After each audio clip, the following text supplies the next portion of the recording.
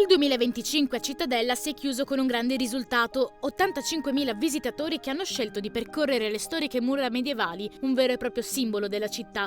Le mura, che un tempo difendevano la città dalle incursioni, oggi accolgono migliaia di turisti da ogni angolo del mondo. Un autentico viaggio nel tempo in cui respirare la storia, scoprire angoli nascosti della città e affacciarsi su un paesaggio che racconta secoli di vita.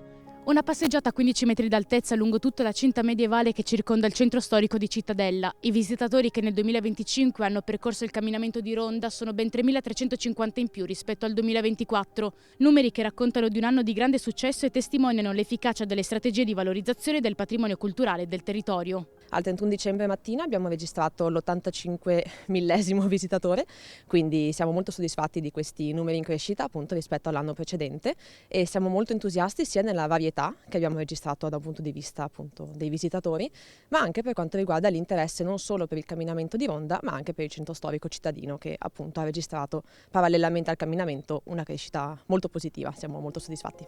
Se nel 2024 le mura medievali avevano accolto circa 81.650 visitatori, quest'anno il balzo è stato decisamente più significativo, con un incremento del 4% rispetto all'anno passato.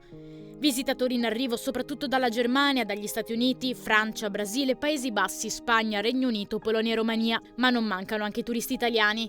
In forte crescita inoltre gli altri siti, merito anche della Cittadella Card, ormai consolidata e molto apprezzata per scoprire appieno le tante bellezze di Cittadella. Un 2025 che segue un po' la scia degli altri anni, quindi una crescita importante dei turisti, soprattutto di chi visita le nostre mura, ma negli anni, insomma dal 2013, quando è stato inaugurato il camminamento di Ronda completo, abbiamo continuato ad investire sul turismo, aprendo nuovi musei, rendendo insomma visitabile gran parte di Cittadella, e i turisti sembrano insomma darci ragione. Le nostre mura, come dico sempre, sono bellissime da visitare, ma è chiaro che per essere proposte sempre a tanta gente devono essere continuamente insomma nelle varie fiere, nelle varie riviste, in modo che tutti le riescano a conoscere e magari venirsi a fare un giro.